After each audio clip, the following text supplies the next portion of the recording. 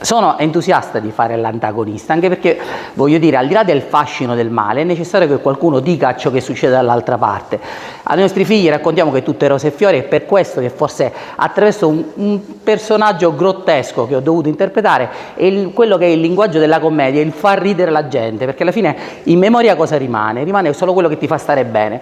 Una risata ti fa pensare a quanto è importante il valore della libertà.